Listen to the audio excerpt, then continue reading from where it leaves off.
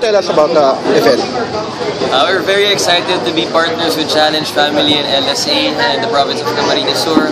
We believe that with our experience in hosting world-class sporting events in Camp Sur and the expertise of the Challenge Family headed by David Both, we will not only make this one of the best races in the Philippines but also in Asia.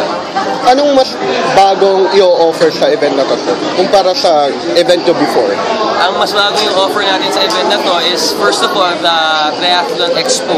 Balita po namin na sa iba't ibang bansa at sa iba't po mga triathlon events po dito sa Philippines, meron po silang expo na maliit lang po, very small time. 1,000.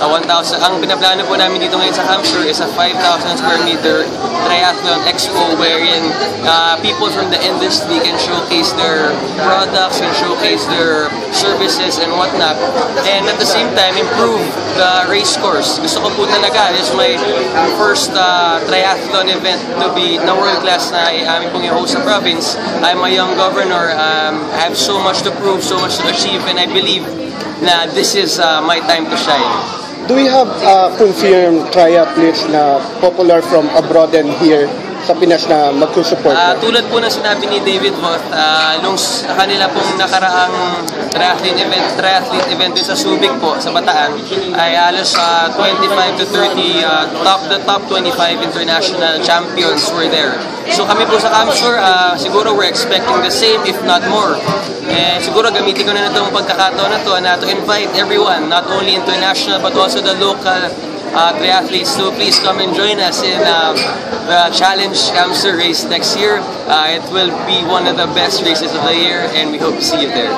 Sir, what else is in store for Camp Sur? Ay, napakarami po. We just renovated the wakeboarding park. Next year, we're gonna host big wakeboarding events as well. This triathlon event. We're gonna... marami pa kaming gustong i-announce pero hindi pa po pwede mag-announce, hindi pa nagpipirmahan ng kontrata. Pero asahan po ninyo, batang gobernador, makabagong ideas at makabatang mga events ang parating po sa probinsya namin. Sir, if you want to know more about Camp Sur, saan namin pwedeng puntahan?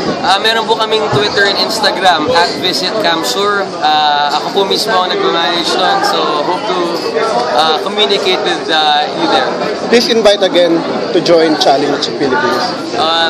I'm inviting everyone to join Challenge Camp Sur June 14, 2015. It will be one of the best races of 2015 and we hope to see you there. Come now, Camp Sur.